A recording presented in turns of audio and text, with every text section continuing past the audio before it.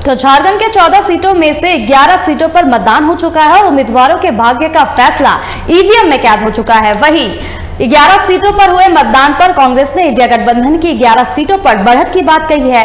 वहीं टीवी 45 से बातचीत में प्रदेश प्रभारी मीर अहमद ने आलमगीर आलम की कस्टडी को बताया राजनीति से प्रेरित। 14 में से 11 सीटों पर जो है मतदान वो हो गए, चुनावी प्रक्रिया पूरी हो गई।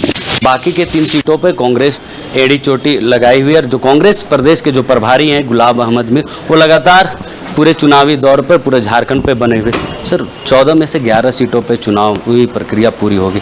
कांग्रेस को क्या लगता है कि जो गठबंधन है वो कितनी मजबूती के साथ 11 में से कितनी सीटों पर पूरी मजबूती के साथ? हम तो ये मान के चल रहे हैं कि इनकी 6 फेजेस इस चुनाव के पूरे हो गए 2024 के। एकमात्र फेज अब 1 जून को होना है। तो देश ने इस चुनाव में एक बदलाव के सोच को लेकर मतदान किया है और उसमें भी जो पिछले 10 साल की सरकारें थी, जिन बातों पर वो पावर में आए थे, देश की जनता ने आंकलन किया कि उसमें से कोई एक काम भी जनता के खातिर उन्होंने नहीं किया, खाली वोट बटोरने का काम किया। कांग्रेस पार्टी ने, राहुल गांधी जी ने 2-2 यात्राएं की, लोगों की बातें सुनी, लोगों की तकलीफें सुनी। इसका समाधान क्या हो सकता है, उसी समाधान को एक गारंटी कार्ड के तौर पर देश की जनता के सामने रखा।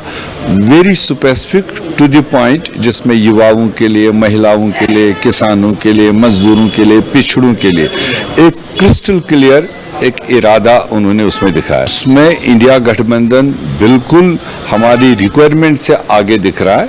अब आने वाली जो लास्ट फेज है उसमें भी पॉजिटिव इंडिया गठबंधन का हम एक्सपेक्ट कर रहे हैं। ऐसे आकलन सामने आ रहे थे कि कांग्रेस और इंडिया गठबंधन जो आगे बढ़ रहे हैं, उसके बाद से मुझे लगता है कि कांग्रेस पर जो है बीजेपी का, एनडीए का जो हमला है वो तेज हो गया। प्रधानमंत्री खुद भ्रष्टाचार जैसे मुद्दों पर लगातार कांग्रेस को घेर रही। झारखंड में भी भ्रष्टाचार एक बड़ा मुद्दा है जिस पर लगातार कांग्रेस को बीजेपी घेरते हुए नजर आ रही है। कोई ऐसा इशू नहीं, क्योंकि आज देश जानता है सबसे बड़ी भ्रष्टाचारी पार्टी जो है वो भारतीय जनता पार्टी है। देश के तमाम डिक्लेयर्ड जो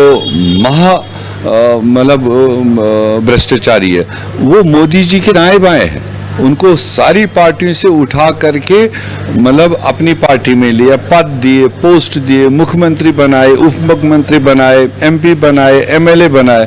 वो तो सारी देश की जनता जान रही है कि आज इन 10 सालों में सबसे बड़ी झूठी और सबसे बड़ी करप्ट पार्टी अगर कोई उभर के आई वो भारतीय जनता पार्टी। ये थे हमारे साथ झारखंड कांग्रेस के प्रभारी गुलाम अहमद मीर जी, जो मंत्री आलमगीर आलम पर जो कार्रवाई हुई है उसको उन्होंने पॉलिटिकल मोटिवेटेड बताया। वहीं जो झारखंड के 11 सीटों में मतदान हुए उसमें से इंडिया गठबंधन को 11 सीटों पर आगे इन्होंने बढ़त बताई है। सहयोगी सदाब के साथ चितरंजन कुमार, टीवी 40।